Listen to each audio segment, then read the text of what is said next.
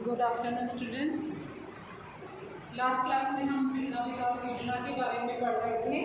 आज हम मारथिंडम परियोजना की बात करेंगे। मारथिंडम परियोजना, इसके संस्थापक थे डॉक्टर स्पेंसर हैड। उन्होंने 1928 में मारथिंडम परियोजना का शुभारंभ किया था। डॉक्टर स्पेंसर हैड जो थे वो अमेरिकी कृषि विशेषज्ञ थे और इन्होंने यंग मैन्स क्रिश्चियन एसोसिएशन यानी YMCA के तत्वाधान में मारथिंडम परियोजना की शुरुआत की थी। मारथिंडम जो है वो केरल की राजधानी तिरुवनंतपुरम से 30 किलोमीटर दूर साउथ में स्थित है। डॉक्टर स्पेंसर की सोच थी, उनका मानना था कि किसी भी गांव या ग्रामीण का विकास पूर्ण रूप से तब तक नहीं किया जा सकता जब तक वो शारीरिक, मानसिक और आध्यात्मिक रूप से भी विकसित ना हो, स्वस्थ ना हो।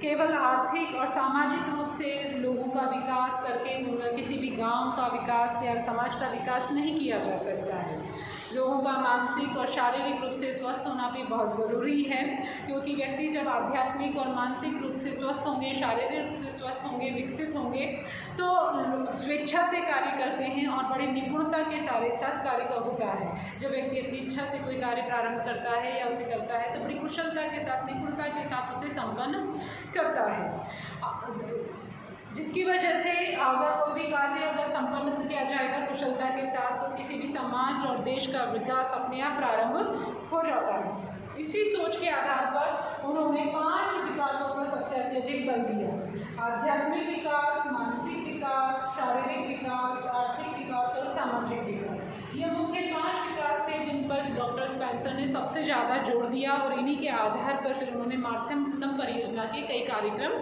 आयोजित किए। मारथिंडम परियोजना जो थी इसका मुख्य उद्देश्य था स्वयं की मदद के लिए प्रेरित करना, स्वयं की सहायता जिसे हम कहते हैं। फिर नेक्स्ट था विकास के लिए प्रेरित करना, कृषि, पशुपालन, मधुमक्खी पालन, मुर्गी पालन, मत्स्य पालन आदि के जो छोटे छोटे लघु और कुटीर उद्योग होते हैं उन्हें विकसित करना, पशु नस्ल सुधार से संबंधित योजनाओं का क्रियान्वयन करना, लघु कुटीर उद्योगों की स्थापना करना, प्रशिक्षण केंद्र प्रदर्शन स्थलों की स्थापना करना, ईसाई धर्म का प्रचार प्रसार करना, सहयोग या सहकारिता की भावना को विकसित करना, प्रशिक्षण कार्यक्रमों का नियोजन, क्रियान्वयन एवं मूल्यांकन करना और सामाजिक सांस्कृतिक गतिविधियों का आयोजन करना। ये मुख्य जो उद्देश्य थे वो निर्धारित किए गए मारथिंडम परियोजना के, और इन्हीं के आधार पर उसकी गतिविधियां निर्धारित की गई, जिनमें मुख्य आता है फर्स्ट कि कई गांवों को मिलाकर एक क्षेत्रीय समिति की स्थापना की गई और इस क्षेत्रीय समिति के जो सदस्य और मंत्री हुआ करते थे वो YMCA के कर्मचारी होते थे और प्रत्येक गांव के प्रतिनिधि हुआ करते थे जो इस समिति के सदस्य होते थे। ये समिति के मंत्री और सदस्य आपस में सलाह मशवरा करते थे और इन्हीं के आधार पर विकास के विभिन्न क्रियाकलापों को आयोजित करते थे, प्रशासनिक गतिविधियों का संचालन एवं निर्देशन किया करते थे, कार्यक्रमों की समीक्षा किया करते थे, देखरेख किया करते थे। ग्राम स्तर पर YMCA के जो कर्मचारी थे वे ग्रामीणों के साथ मिलकर कार्यक्रमों का संचालन, नियोजन, मूल्यांकन आदि किया करते थे। क्षेत्रों की समस्याओं को समिति के समक्ष रखा करते थे और उनके सुझावों के आधार पर उनका समाधान ढूंढा करते थे। प्रशिक्षण केंद्र एवं प्रदर्शन स्थलों पर और विभिन्न कार्यक्रम आयोजित किए जाते थे, जिसमें कृषि उपकरण, यंत्र, उन्नत बीज, कीटनाशक, उर्वरक आदि की प्रदर्शनी हेतु वहाँ रखा जाता था।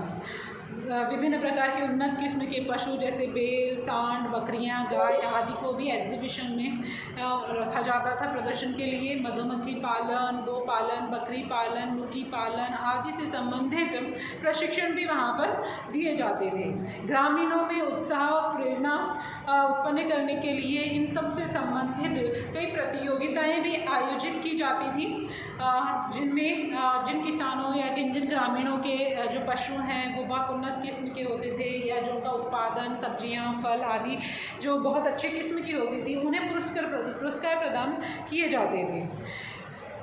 इन सारे प्रयासों के तहत यदि हम बात करें तो जो मुख्य उद्देश्य हमने निर्धारित किया था मार्थिंडम परियोजना का कि स्वयं की सहायता करना, इसी के आधार पर या इसे ही सबसे अधिक ध्यान दिया गया और इसी के आधार इसी को मोटो बनाते हुए इस परियोजना में कुछ क्लब निर्मित किए गए। इन क्लबों की सहायता से जो ग्रामीण या किसान हुआ करते थे, छोटे उद्योगपति हुआ करते थे, वो अपने उत्पादन को बहुत आसानी से बाज़ारों में जाकर अच्छे मूल्य पर बेच पाते थे और आर्थिक लाभ कमा पाते थे। जिसमें सबसे प्रथम था अंडा विक्रय क्लब।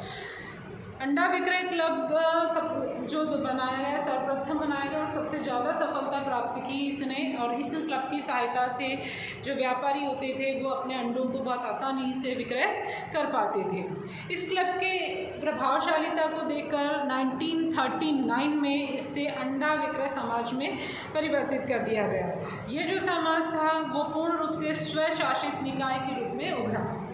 इसी से प्रेरित होकर फिर मधुमक्खी पालन के लिए मधुमक्खी क्लब, सांड क्लब, बुनकर क्लब आदि क्लबों का भी निर्माण किया गया। मधुमक्खी क्लब में मधुमक्खियों का पालन करना, उसे शहद किस प्रकार प्राप्त किया जाता है, शुद्ध शहद तैयार करना, उसे बाज़ारों में कहाँ और कैसे बेचना है आदि कार्य वहाँ संपन्न किए जाते थे उस क्लब की सहायता से। फिर समय समय पर इन क्लबों में कुछ सांस्कृतिक कार्यक्रमों का भी आयोजन किया जाता था, जो कहीं न कहीं ग्रामीणों के मनोरंजन के लिए होता था, प्लस समाज में व्याप्त अंधविश्वास, रूढ़िगत परंपराएं, रीति रिवाज आदि से संबंधित जागृति फैलाने के लिए भी कार्यक्रम किए जाते थे। इन कार्यक्रमों की सहायता ये कार्यक्रम जो होते थे वो लोकल जो लोक नृत्य, लोक गायन आदि के आधार पर होते थे और लोकल लैंग्वेज और लोकल कथाओं के आधार पर लोगों में उससे संबंधित जागृति फैलाने का प्रयास किया जाता था। इन सबके कारण बहुत ज़मीनी स्तर पर जो कार्य किए गए या बहुत छोटे स्तर पर ग्रामीणों के की मूलभूत समस्याओं और आवश्यकताओं से संबंधित सारे कार्यक्रम आयोजित किए गए, जिसके कारण इसका नतीजा यह निकला कि यह जो योजना थी वो बहुत सफल योजना के रूप में उभर कर आई, काफ़ी लोकप्रिय हुई मार्थिंडम परियोजना। और जिसका प्रभाव यह हुआ कि लोगों में काफ़ी जागृति आई, लोगों को इस पर विश्वास भी हुआ और लोगों ने इस कार्यक्रमों का लाभ भी काफ़ी उठाया। और इन सब से प्रेरित होकर, इसी परियोजना की सफलता से प्रेरित होकर हमारे देश के बड़े बड़े शहर जैसे कोचीन, बड़ौदा, त्रिवेंद्रम आदि ऐसे शहरों में भी कई ऐसी परियोजनाओं का आरंभ किया गया। त्रुटियों की यदि हम बात करें तो काफ़ी सफल योजना रही, काफ़ी लोकप्रिय रही, लेकिन फिर भी कहीं न कहीं इसमें कुछ कमियां रही, जिसकी वजह से यह बहुत लंबे समय तक नहीं चल सकी है योजना और उसके पश्चात काफ़ी समय पश्चात यह योजना विफल हो गई या समाप्त हो गई। तो इसका मुख्य रीज़न ये रहा कि यह ईसाइयों मिशनरियों के द्वारा चलाई गई कल्याणकारी कार्यक्रम थे, कल्याणकारी योजना थी, जिसमें धर्म प्रचार का जो उद्देश्य था वो सम्मिलित था। इसमें लोगों को ईसाई धर्म अपनाने के लिए सलाह दी जाती थी, उनका धर्म परिवर्तन किया जाता था, जिसकी वजह से कहीं न कहीं भारतीय जनता ने तो इसे काफ़ी सराहा और अपनाया और उसका लाभ भी उठाया।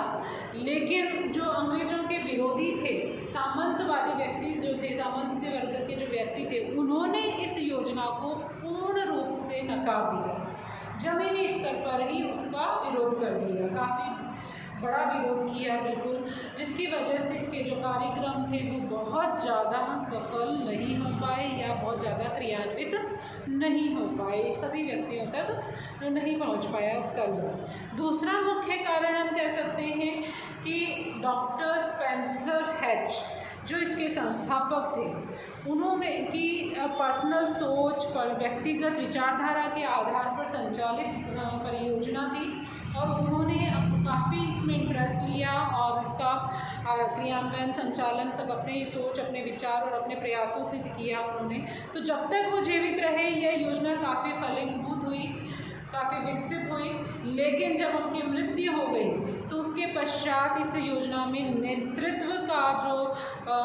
नेतृत्व जो था संबंधी विवाद इसमें उत्पन्न हुए, और इन विवादों में यह योजना ऐसी फंसी कि धीरे आने वाले समय में यह योजना, ये कार्यक्रम सब ठप हो गए, जिसकी वजह से ये योजना आगे नहीं चल पाई।